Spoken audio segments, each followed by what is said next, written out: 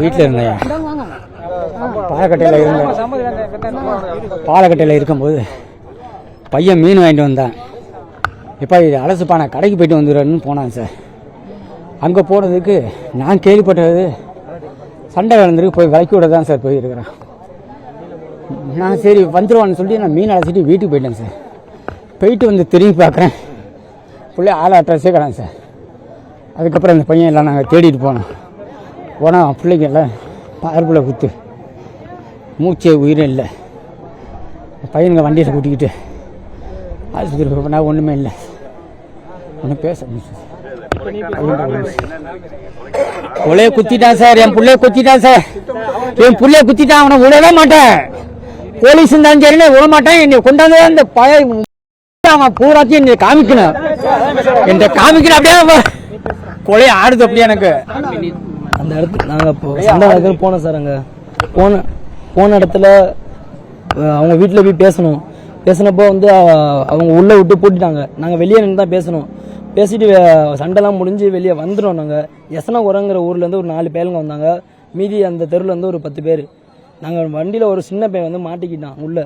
அவனை அடித்து போட்டு கீழே போட்டு 10 பேர் சேர்ந்து பைப்புலேயே அடிக்கிறாங்க. உள்ளே போய் தேக்க போன இடத்துல வந்து நொப்பலிங்கிற பையனை வந்து கழுத்தில் இந்த ஷோல்டர்லேயே குத்திட்டாங்க. அங்கே மீதி பேரை வயிற்றுல கிழிச்சிட்டாங்க. இப்போ எனக்கும் இங்கே கிழிச்சிட்டாங்க. நான் தள்ளி விட்டு வந்துட்டேன். விக்னேஷ் வீட்டுக்கு பக்கத்து வடக்கி தெருக்கு போனோம் சார். பிரச்சனை சார், ஒரு அண்ணனுக்கு சப்போர்ட்டுக்காண்டி நாங்கள் போனோம். அந்த இடத்துல அந்த அண்ணனை பிடிச்சி அடிச்சு போட்டாங்க வந்த இடத்துல. அது வரைக்கும் தான் சார் தெரியும். இங்கே சொசைட்டியில் வச்சு அடிச்சுட்டாங்க. அடித்ததில் நாங்கள் அந்த அண்ணன் வந்து சொன்னாங்க, அந்த மாதிரி அடிச்சுட்டாங்க, வாங்கயா போய் கேட்போன்னு. போய் கேட்க போன இடத்துல இருந்து அந்த மாதிரி கத்தியில் வந்து குத்திட்டாங்க.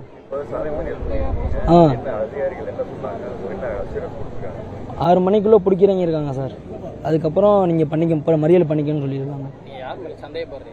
சந்தேகப்பட்ட பேர் எல்லாத்தையும் சொல்லிட்டோம். ஒரு 10 பேர் இருப்பாங்க சார். அரெஸ்ட் பண்ணுங்க.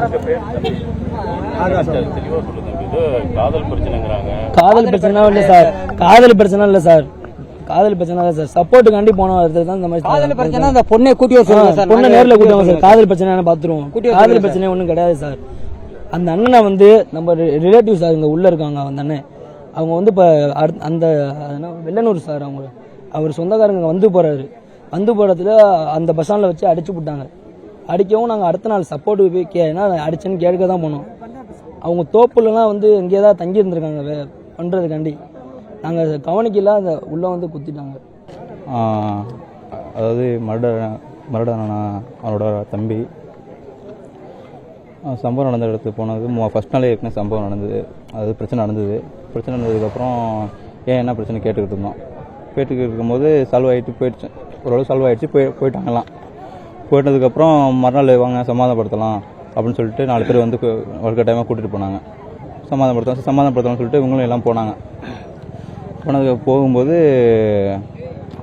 எல்லாம் சமாதானம் பேசியிருக்காங்க. பேசி முடிச்சுட்டு எல்லாம் ரிலீவ் ஆகிட்டு இருக்காங்க. ரிலீவ் ஆகும்போது எல்லாம் மறுமணம், அதாவது அவங்களோட ஃப்ரெண்ட்ஸு, அதர் ஏரியா ஃப்ரெண்ட்ஸ் எல்லாமே சேர்ந்து கத்தியால் குத்திருக்காங்க. அது நான் போய் கேட்கும்போது இந்த பையன் சொல்லிட்டு சொன்னாங்க. அப்போ சொல்லிட்டு சம்பவ இடத்துல இறந்துட்டாரு.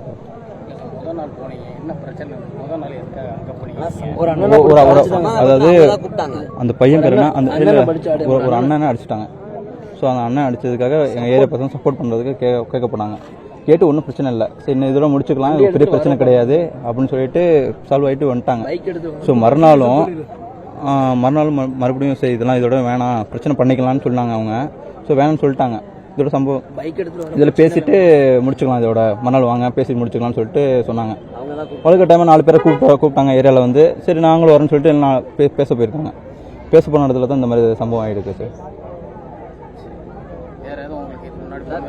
சார் இல்லை சார், முன்னுரிமை தான் எதுவும் இல்லை சார். சார் அவங்க வந்துட்டு சட்டப்படி நடவடிக்கை எடுக்கணும் சார்.